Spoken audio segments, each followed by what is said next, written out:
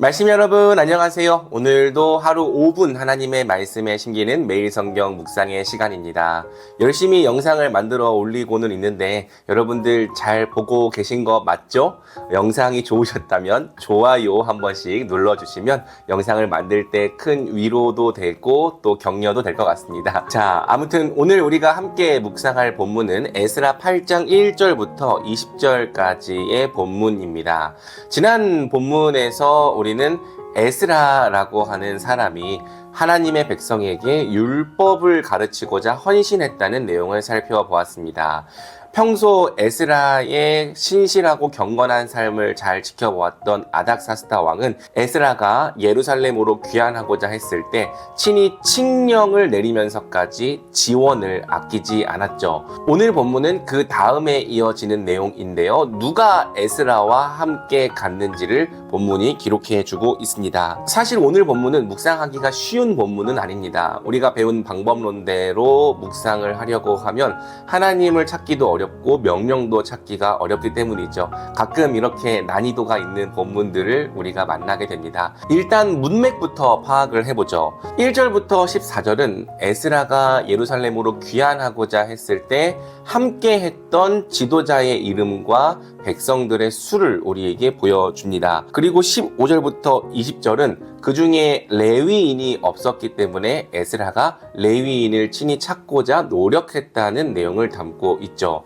왜 에스라가 레위인을 찾았는가? 이는 하나님의 성전을 섬기는 일을 아무나 할 수 없었기 때문입니다. 구약시대에는 하나님께서 그 일을 레위 자손에게 명령하셨기 때문에 에스라는 하나님의 성전을 섬길 수 있는 레위인을 찾아서 함께 데려가고자 했던 것이죠. 오늘 본문에서 찾을 수 있는 하나님은 명시적으로 드러나 있지는 않지만 저는 이렇게 정리를 해봤습니다. 하나님은 하나님의 일을 감당할 사람들을 친히 부르시고 모으신다. 왜 이런 묵상을 했냐면 사실 바빌론에서 예루살렘으로 돌아갔던 유다 백성들의 수는 전체 유다 백성의 수에 비하면 소수에 불과했습니다. 여러 가지 이유가 있었습니다. 다니엘처럼 나이가 너무 많이 들어서 이제는 본국으로 돌아갈 수 있는 힘과 체력이 안 되는 사람들도 있었고요.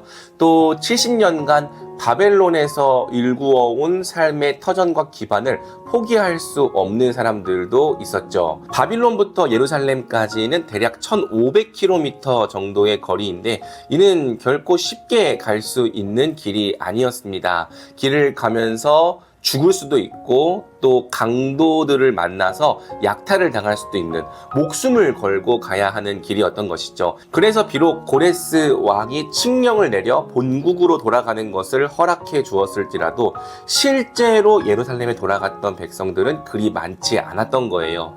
하지만 그럼에도 불구하고 우리는 에스라와 함께 했던 하나님의 사람들이 있었다는 사실을 발견하게 됩니다. 왜냐하면 하나님께서 하나님의 사람들을 모으시기 때문이죠. 아무도 하지 않을 것 같은 일이지만 누구도 그 일에 동참하지 않을 것 같지만 하나님은 그분의 일을 위해서 사람을 모으십니다. 그래서 우리는 어떤 일을 할 때에 하나님을 신뢰함으로 그 일을 감당할 수 있는 것이죠. 이러한 은혜는 특별히 개척을 하면서 많이 느낀 것 같아요.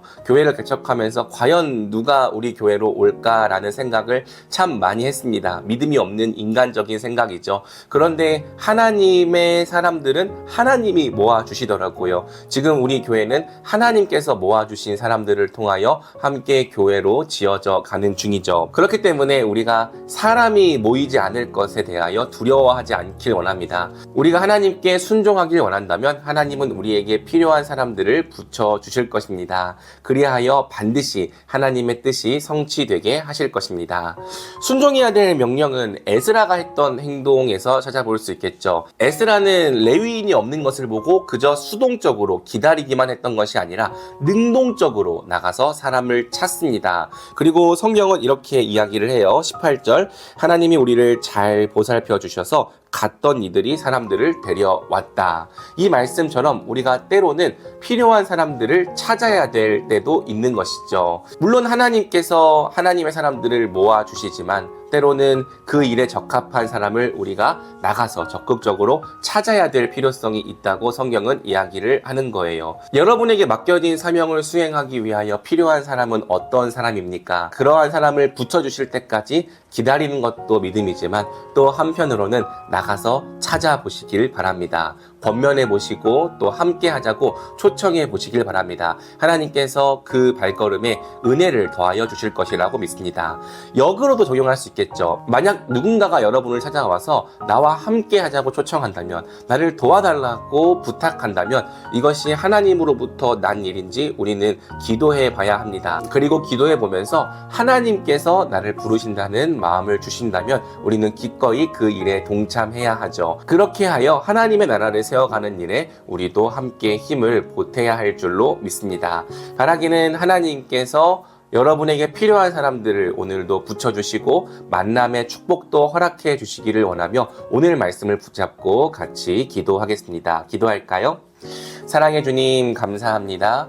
하나님은 하나님의 일을 위하여 필요한 사람들을 친히 모으시고 부르시는 분입니다. 인간적인 눈으로 볼 때에는 누가 이 일에 함께 할까 회의적인 생각이 들지라도 하나님은 우리가 알지 못하는 곳에서 하나님의 사람들을 부르시는 분입니다. 그러니 우리가 믿음으로 하나님과 동행하게 하여 주시옵소서. 하나님께서 붙여주실 사람들을 신뢰하게 하여 주옵시고 또 하나님께서 만나게 하여 주실 은혜를 기대하게 하여 주시옵소서. 어떠한 일이든지 두려워하지 않고 하나님을 의지하며 나아갈 때 하나님의 뜻대로 이루어지는 것을 보게 하여 주시옵소서. 또 때로는 필요한 사람을 용기 있게 찾는 우리가 되게 하여 주시옵소서. 누군가가 우리를 찾아왔다면 하나님께 기도해보고 또 순종하는 우리가 되게 하여 주시옵소서. 오늘도 우리 말씀이들의 삶이 하나님께 순종하는 가운데 하나님의 나라를 힘써 세워나가는 삶이 되기를 원하오며 이 모든 말씀 우리 주 예수 그리스도의 이름으로 기도드립니다. 아멘.